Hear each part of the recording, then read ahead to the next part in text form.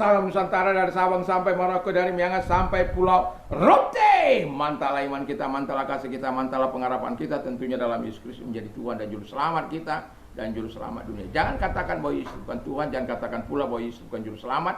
Dia adalah Tuhan, dia adalah Juru Selamat. Kalau engkau percaya, engkau akan diselamatkan. Engkau tidak percaya, engkau akan dihukum. Karena Yesus sudah berkata, akulah jalan dan kebenaran dan hidup, tiada seorang sampai kepada Allah kalau tidak melalui aku. Dan juga Petrus mengatakan dalam Kisah 4 ayat 12, dan keselamatan tidak ada dalam siapapun juga selain dalam Dia Yesus. Karena di bawah kolong langit ini tidak ada nama lain yang diberikan kepada manusia yang olehnya kita diselamatkan. Dan Yohanes 3 ayat 16 berkata, karena begitu besar kasih Allah akan dunia ini, sehingga Ia mengaruniakan anaknya yang tunggal, supaya setiap orang percaya kepadanya tidak binasa, melainkan beroleh hidup yang kekal. Dengan hati percaya engkau dibenarkan, dengan mulut mengaku engkau diselamatkan. Dan Yohanes 1 ayat 12, setiap orang yang menerima Dia diberinya kuasa untuk menjadi anak-anak Allah, yaitu bagi mereka yang percaya kepada namanya. Semoga kita adalah orang-orang yang percaya kepada namanya. Dan selamat malam bagi kita semuanya. Semoga kekuatan Tuhan, kekuatan firman, kekuatan Roh Kudus, kekuatan iman, kekuatan doa senantiasa menyertai kehidupan kita. Puji nama Tuhan, kita berdoa. Terima kasih, kuasa Allah akan terus mau bekerja bagi setiap kami di dalam hidup ini sebagai orang percaya kepada. Terima kasih, kami bersyukur dalam nama Yesus. Haleluya. Amin. Puji nama Tuhan, saya akan membaca dalam Filipi 2 ayat 12, ayat 13, dan ayat yang ke-16, 15, 16. Hai saudara-saudaraku yang kekasih, kamu senantiasa taat, karena itu tetaplah bekerjakan keselamatanmu dengan takut dan gentar, bukan saja seperti waktu aku masih hadir, tapi terlebih pula sekarang pada waktu aku tidak hadir. 14. Lakukanlah segala sesuatu dengan tidak bersungut-sungut dan berbantah-bantahan. 15. Supaya kamu tiada beraib dan tiada bernoda sebagai anak-anak Allah yang tidak bercela di tengah-tengah angkatan yang bengkok hatinya yang sesat ini, sehingga kamu bercahaya di antara mereka seperti bintang-bintang di dunia. 16. Sambil berpegang pada firman kehidupan, agar aku dapat bermegah pada hari Kristus, bahwa aku tidak percuma berlomba dan tidak percuma bersusah-susah. Haleluya. Tema kita adalah kuasa Allah mau bekerja. Ya, kuasa Allah itu mau bekerja. Bagi siapa? Kita lihat. Alkitab mengatakan yang kata kunci di ayat 12, bagi. Jadi kuasa Allah mau bekerja di dalam, yang pertama, hidup orang yang taat. Jadi hidup orang yang taat itu terus taat. Bukan hari ini taat, besok enggak taat.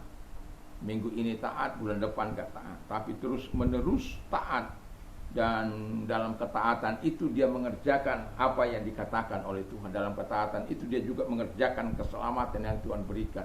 Dalam ketaatan itu juga dia melakukan apa yang menyenangkan hati Tuhan.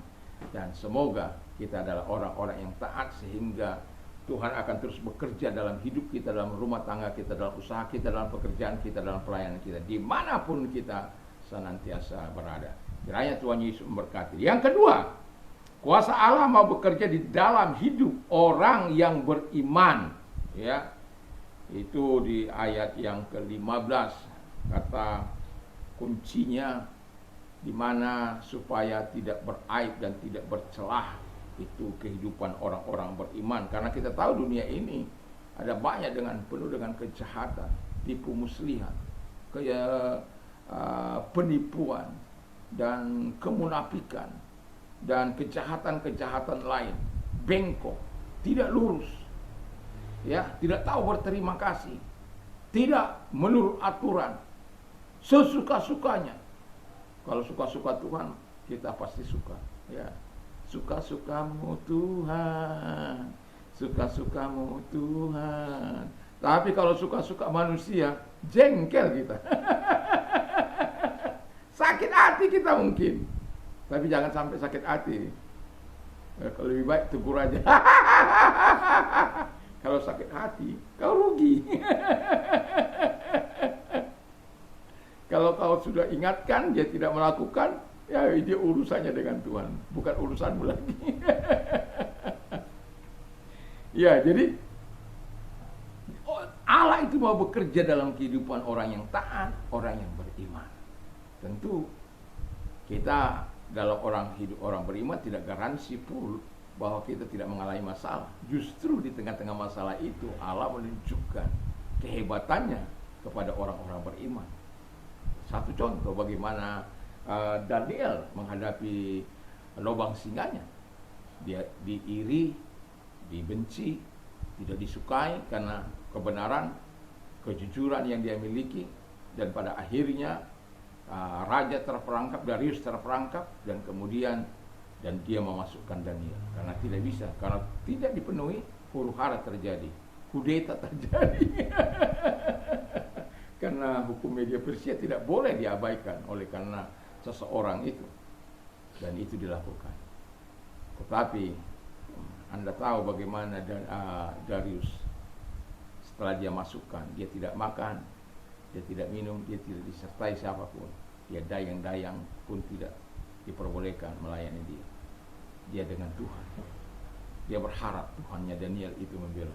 Itu sebabnya pagi-pagi dia datang, Daniel dengan sayu dia, apakah engkau masih hidup? Ya Tuanku Raja, karena aku tidak bersalah. Wow, mantap! Itu karena orang beriman. Maka sebagai balasan, orang-orang yang tidak beriman itu dimasukkan ke dalam lubang singa itu, dan Alkitab mengatakan belum sampai sudah dicabut-cabut. Dan itu ya, Allah mau bekerja bagi kehidupan orang beriman. Dan kemudian yang ketiga, hidup orang yang berpegang pada firman Tuhan. Dalam Alkitab dikatakan begini, bahwa I have chosen the way of truth. Aku telah memilih jalan kebenaran. Lalu I have turned my heart to your law. Aku telah menyetel hatiku untuk sesuai dengan hukum-hukum. Itu orang-orang yang berpegang pada firman Allah. Your word is a lamp unto my feet and a light for my path. Firmanmu adalah pelita bagi kakiku, terang bagi jalan. How can a young man keep? Itu tadi Mazmur 119 ayat yang ke-105.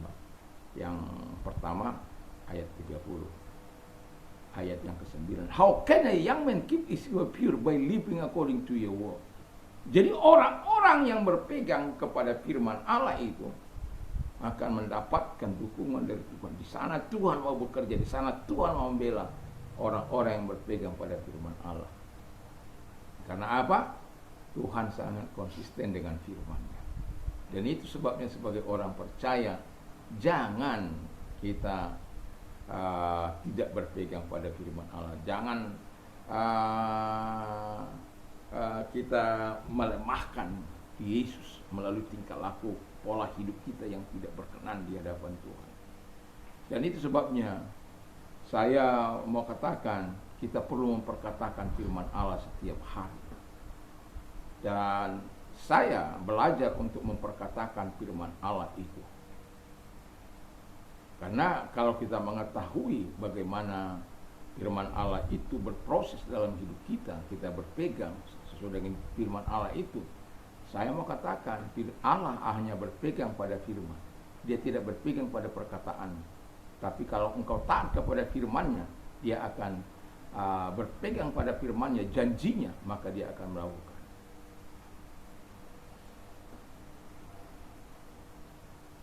Satu contoh, blessed are they whose ways are blameless, who walk according to the law of the Lord. Diberkatilah orang yang berjalan tidak bercacat, yang berjalan sesuai dengan hukum Taurat atau sejalan dengan firman Allah. Blessed are they who keep his statute.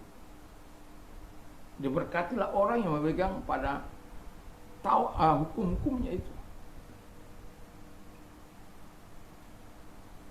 Dalam Mazmur 119 ayat 3 dikatakan, they do nothing wrong, they walk in his ways. Mereka tidak melakukan apa yang salah, tetapi berjalan sesuai dengan perintah-perintahnya. Wah, itu orang-orang yang berpegang pada firman. Dan itu sebabnya sebagai orang percaya, Paulus mengatakan supaya engkau mau melihat Allah bekerja dalam hidupmu, dalam rumah tanggamu, dalam usahamu, dalam pekerjaanmu, dalam pelayananmu. Hiduplah untuk sesuai dengan firman Allah. Hiduplah taat, hiduplah beriman, hiduplah dalam apa itu? Yang ketiga, hiduplah berpegang pada firman Allah. Sebenarnya ada kata satu lagi di ayat 16-17 itu, hidup dalam sukacita ilahi. Jadi tapi saya tidak menyorotinya, tetapi saya mau katakan kepada kita bahwa ketika kita kuasa Allah mau bekerja dalam hidup kita, hiduplah dalam ketaatan kepada Dia, dan hiduplah sebagai orang beriman yang menunjukkan jati diri kita dalam perilaku kita, tindakan kita. Hiduplah berpegang pada firman Allah yang tidak menyimpang dari hukum-hukum dan ajaran Tuhan. Kiranya Tuhan Yesus memberkati kita, dan selamat malam. Mari kita berdoa. Terima kasih Tuhan, kami bersyukur dan berterima kasih buat berkat firman-Mu. Biarkan kuasa-Mu bekerja secara dahsyat dalam hidup kami, karena kami tahu Tuhan tidak pernah abai terhadap janji. Terima kasih, dan kami juga berdoa kepada mereka-mereka yang memiliki sakit penyakit. Kalau engkau ada sakit penyakit, datang kepada Tuhan. Kalau engkau mau didoakan, angkat kedua belah tangan, mari kita berdoa. Dalam nama Yesus, segala sakit penyakit yang mereka miliki, yang mereka menderita oleh karena sakit itu, kami perintahkan dalam nama Yesus, keluar, dan oleh bilu-bilu daripada Tuhan Yesus, engkau sembuh oleh kuasanya, engkau sembuh. Terima kasih Bapa di surga. Dan bagi engkau yang mengalami masalah dalam kehidupanmu, dan masalah yang apapun, serahkan kepada Tuhan. Kalau engkau orangnya, angkat kedua belah tangan, kita berdoa. Terima kasih Bapa di surga, lihat tangan-tangan yang diangkat kepadamu. Mereka memiliki masalah, persoalan, kesulitan, apapun itu Bapa di surga. Dalam nama Yesus kiranya Tuhan menolong mereka, memberkati mereka, memberikan solusi, sehingga setiap kami memuliakan Engkau, mengagungkan Engkau karena pertolongan yang Kau lakukan dalam hidup kami. Kami bersyukur dalam nama Yesus. Haleluya. Amin. Kiranya Tuhan Yesus memberkati kita. Sebelum kita istirahat, jangan lupa membaca firman Allah, berdoa, merenungkan firman Allah, dan memperkatakan firman Allah. Mantap, mantap, mantap.